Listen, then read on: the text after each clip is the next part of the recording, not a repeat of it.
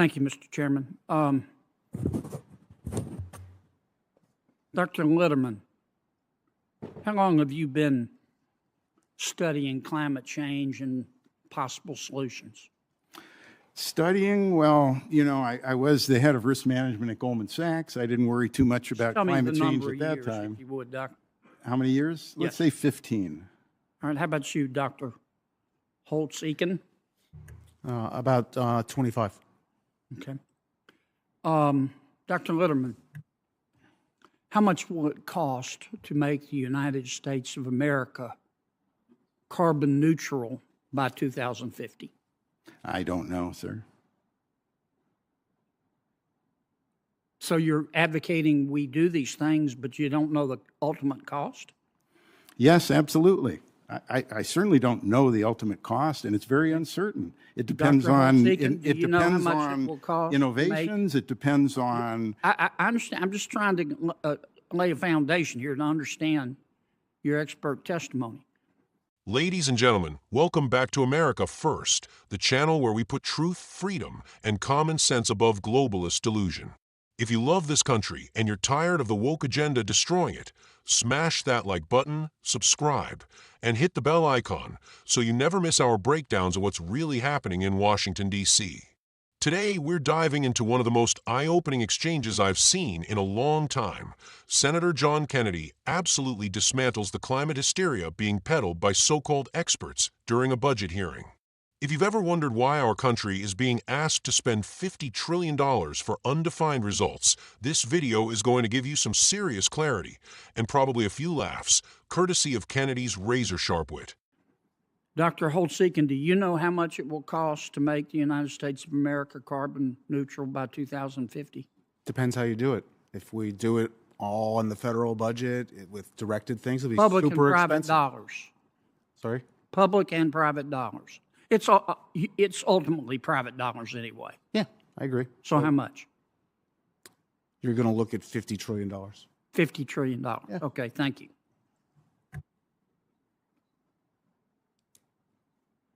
If we make the United States of America carbon neutral by 2050 by spending $50 trillion, which you're advocating, I gather. No. Okay. Then strike that last part. I'm wrong. You're not advocating. You're advocating something. If you're going to do something, do something smart. That's what I advocated. Okay. If we spend $50 trillion to make the United States of America carbon neutral by 2050, how much will that lower world temperatures? I can't answer that because we don't know what China and India and the rest of the globe has done. Okay. Have you heard anybody from the Biden administration say how much it will lower world temperatures? No. Does anybody know how much it will lower world temperatures? No? No one can know for sure. Okay. Dr. Litterman.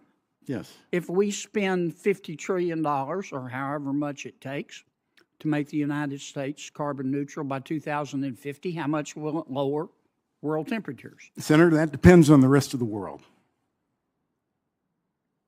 We have to work with the rest of the world. We're in this together. Well, it's one world. We can't build a wall around the United States and say... What if we spend $50 trillion,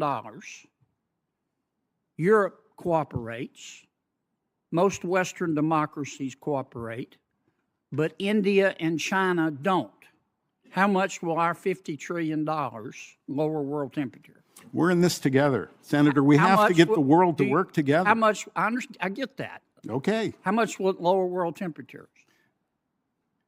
If China and India do not help? Yes. I don't know. Okay. Dr. Litterman, do you believe, based on your observation, you seem to be a very intelligent, well-informed man, based on your observation of Mr. Xi Jinping, that Mr. Xi Jinping will ever do anything that is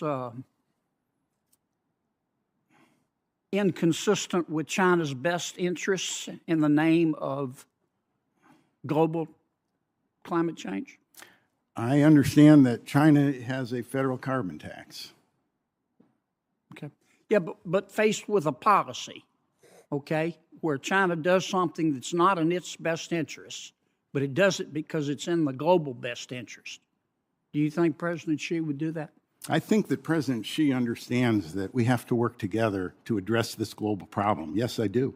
And it will be in the best interest of China to work with the United States to address So you this think problem. the answer is yes? I think the answer is that it's in China's best interest to work with the rest of the world to address this problem, as it is in the United States' best interest to work with the rest of the world to address this problem, to create harmonized incentives to reduce Do you believe emissions. in the tooth fairy? No, sir. Do you believe in the Easter Bunny? No, sir. Do you believe that Jimmy Hoffa died of natural causes? No, sir. Okay. Thank you, Mr. Chairman. So let's set the stage. Senator Kennedy, a patriot from Louisiana who doesn't mince words, is grilling two climate policy witnesses, Dr. Robert Litterman, a former Goldman Sachs risk manager, and Dr. Douglas Holtz-Eakin, a longtime economist. Now, these guys are advising on climate policies that could cost us, the American people, $50 trillion to hit net zero carbon emissions by 2050.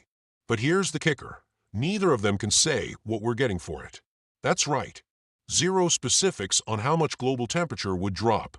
Zero clarity on what success even looks like.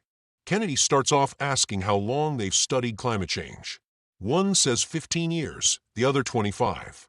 So these aren't rookies, they're veterans of the climate narrative. Then comes the big question.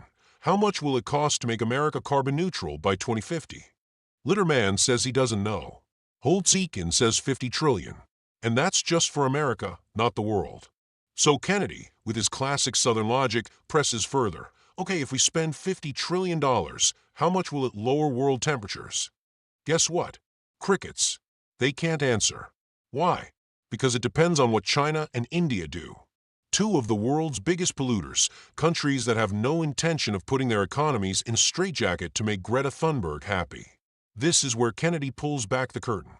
He asks the real question. Do you think Xi Jinping is going to do anything against China's self-interest just because it's good for the planet? And Litterman responds with the fantasy. Yes, because it's in their best interest to work with us. That's when Kennedy torches the narrative with sarcasm. Do you believe in the tooth fairy? The Easter Bunny? That Jimmy Hoffa died of natural causes? Folks, this is the logic driving our energy policy. We're being told to spend trillions, kill American oil jobs, jack up energy prices, and let China, the world's biggest polluter, do whatever it wants in the name of equity and global cooperation. As a proud American, here's my take. This whole climate agenda is not about saving the Earth. It's about controlling people. It's about transferring wealth from working-class Americans to globalist institutions and left-wing NGOs. It's about shutting down the oil industry, forcing you to buy EVs you can't afford, and turning our reliable power grid into a green experiment that collapses every time there's a snowstorm.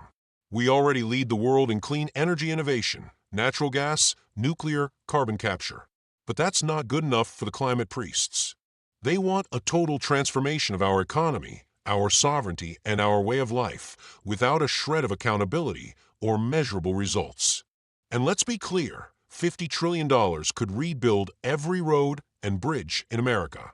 It could pay off student debt, fund veterans' health care, secure our border, or even go toward developing real energy solutions. But nope, the elites want to flush it down the green pipe dream while you foot the bill. So what can we do?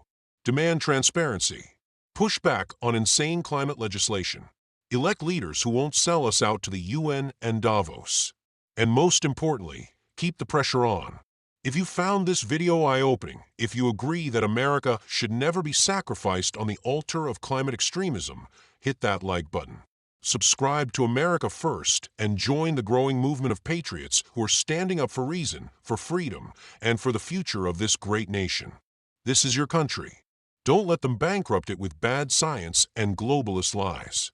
Until next time, stay strong, stay free, and always put America first.